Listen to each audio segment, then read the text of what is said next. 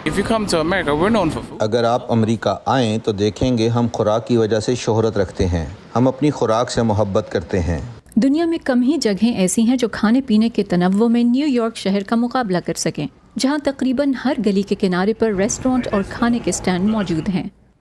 اب عالمی سطح پر افراط زر کے نتیجے میں دنیا کے مہنگے ترین شہروں میں سے ایک نیو یارک میں خوراک کی قیمتیں آسمان کو چھونے لگی ہیں۔ ایک ایمپناڈا کی قیمت $3 سے بڑھ کر $4.5 تک پہنچ گئی ہے اور یہ انتہا ہے۔ یہ واقعی مضحکہ خیز ہے۔ ایمپناڈا سبزی یا گوشت بھرے پیٹیز سے ملتی جلتی چیز کو کہا جاتا ہے۔ امریکی محکمہ زراعت کے کنزیومر پرائس انڈیکس کے مطابق گزشتہ ایک سال میں اشیاء خوردونوش کی قیمتوں میں 10% سے زیادہ اضافہ ہوا ہے، جبکہ افراط زر 40 سال کی بلند ترین سطح پر ہے۔ نیو یارک شہر کے ایل ٹورو روہو فوڈ ٹرک جیسے دکانداروں نے بھی مجبوراً اپنی قیمتیں بڑھا دی ہیں۔ ہم کافی پریشان ہیں کیونکہ ہم اپنے وفادار صارفین کو کھونا نہیں چاہتے جو پچھلے 5 سالوں سے ہمارے ساتھ ہیں، اس لیے ہمیں ایسا کرنے سے پہلے 3 بار ضرور سوچنا پڑے گا۔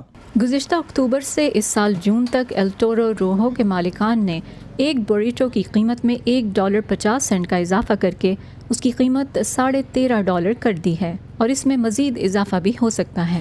Every single product you buy. آپ جو بھی چیزیں خریدتے ہیں اور کھاتے ہیں وہ تمام کشتیوں، ٹرکوں اور ٹرینوں کے ایک سلسلے کے ذریعے آپ تک پہنچتی ہیں، وہ جادوئی طور پر باورچی خانے میں نہیں پہنچ جاتی۔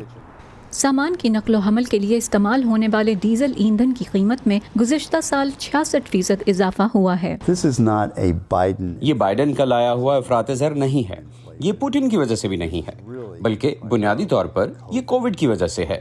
ڈینس اپریزا کا کہنا ہے کہ وبا کے بعد سے ان کے اسٹریٹ فوڈ کے کاروبار میں مجموعی طور پر 15% کمی ہوئی ہے، جبکہ اجرت، ٹیکس اور قیمتوں میں اضافہ ہوا ہے۔ انہوں نے کسٹمرز کو بیچے جانے والے کھانے کی اشیاء کی مقدار کو کم کر کے، کھانا کم سٹور کر کے اور بڑی تقریبات کے لیے کھانے کی کیٹرنگ کا کام بڑھا کر اپنے اخراجات کو کم کیا ہے۔ اب ہم اسے کسی تیسرے فریق سے خریدنے کے بجائے خود صبح 3 یا 4 بجے اٹھ کر بازار سے براہ راست تازہ چیزیں خرید رہے ہیں تاکہ اس بات کو یقینی بنا سکیں کہ ہمیں مارکیٹ کے بہترین دام پر سودا ملے۔ ماہرین کا کہنا ہے کہ دنیا بھر میں کووڈ کے باعث پابندیوں نے طلب اور رسد میں خلل ڈالا، اور یوکرین کے خلاف روس کی جنگ نے اس طرح کے کاروباروں کو متاثر کرنے والے مسائل میں اہم کردار ادا کیا۔ 16 اگست کو صدر بائیڈن نے افراط زر میں کمی کے ایکٹ 2022 پر دستخط کیے تاکہ نسخے کی ادویات، صحت کی دیکھ بھال اور توانائی کے اخراجات کو کم کرنے میں مدد مل سکے۔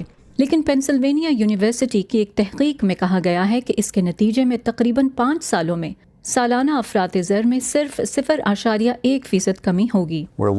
ہمیں آئندہ 1 یا 2 سال تک ان دشوار حالات سے گزرنا ہوگا جب تک کہ قیمتوں میں استحکام نہیں آ جاتا۔ کچھ ماہرین تجویز کرتے ہیں کہ زیادہ مہنگے ریسٹورانٹس میں قیمتیں بڑھنے سے ایل ٹورو روہو جیسے دکانداروں کو فائدہ ہو سکتا ہے، کیونکہ ہو سکتا ہے کہ صارفین فاسٹ فوڈ کھانا کھانے کا انتخاب کرنا شروع کر دیں۔ کیت کوسنسکی کے ساتھ فائزہ بخاری، وائس آف امریکہ۔